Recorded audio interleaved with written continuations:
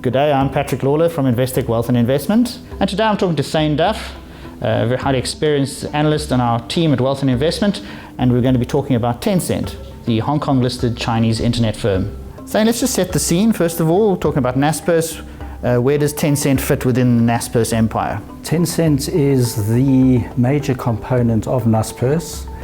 If one takes the value of the stake in Tencent, it makes up around about 110% of Naspers' market capitalization.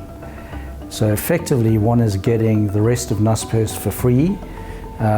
So in terms of share price driver, Tencent is the key component.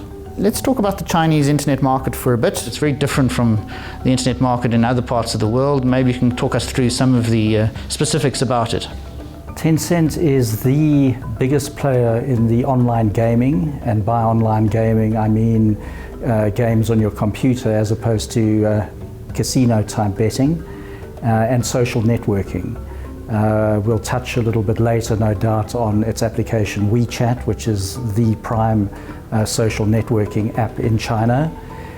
Major competitors would include listed companies like Baidu, primarily on the email social networking side, and then Alibaba, who is, in terms of size, the most comparable to Tencent.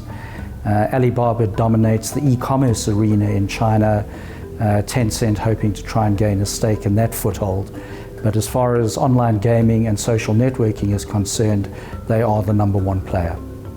Let's talk about the size maybe of the Chinese market and where Tencent sits within that, some of its competitors, the penetration rates, the number of users, that sort of thing.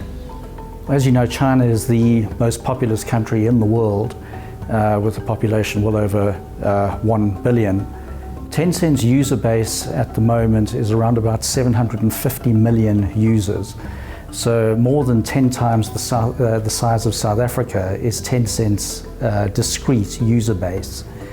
There's an application that the South African audience might be aware of called WeChat.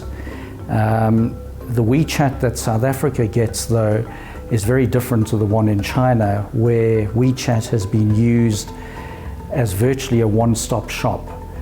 You have a number of third parties that feed into the WeChat application, external advertisers, game providers, all of those sorts of genres.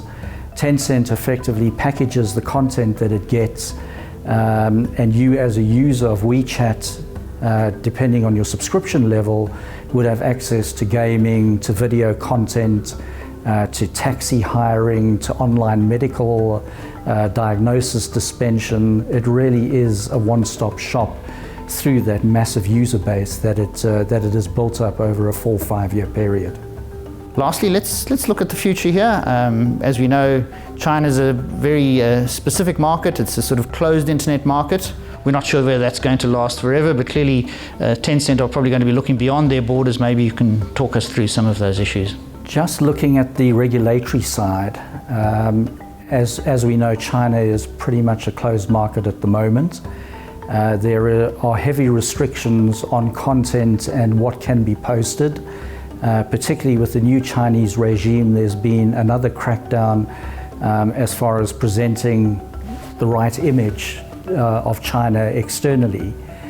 Tencent, being a major player, certainly plays ball as far as keeping content above board. For instance, it hires something like 30,000 what they are termed netizens, who sit in front of computer terminals daily, making sure that nothing untoward is posted on the social networking blogs. And all of this is obviously done under the auspices of the Chinese government. And that, as you rightly said, has been the major barrier to entry for your Facebooks, for your Googles, for your Yahoos that don't want to be subject to that level of regulation.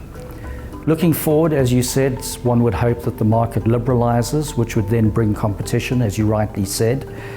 Clearly, Tencent does have the lead in that, being a Chinese company, it is well aware of the Chinese market and obviously the language side as well. What they have been doing preemptively is, as you mentioned, trying to establish a presence in outside markets. They've bought a number of gaming companies in Asia already. and there are talks that they are likely to try and pick up a Finnish gaming company that's developed and markets the very popular Clash of Clans. That would then give them a beachhead for the first time in Europe. And as we've seen in places like South Africa and other Naspers countries, they have been rolling out WeChat in an attempt to try and compete with WhatsApp, which is generally your biggest social networking app outside of China. Thanks, Thane. Tencent clearly a major player on the world internet scene, and also important for South African investors as the major chunk of Naspers' earnings, and Naspers, as we know, makes up about 15% of the JSE's market cap, so clearly very important in the lives of South African investors.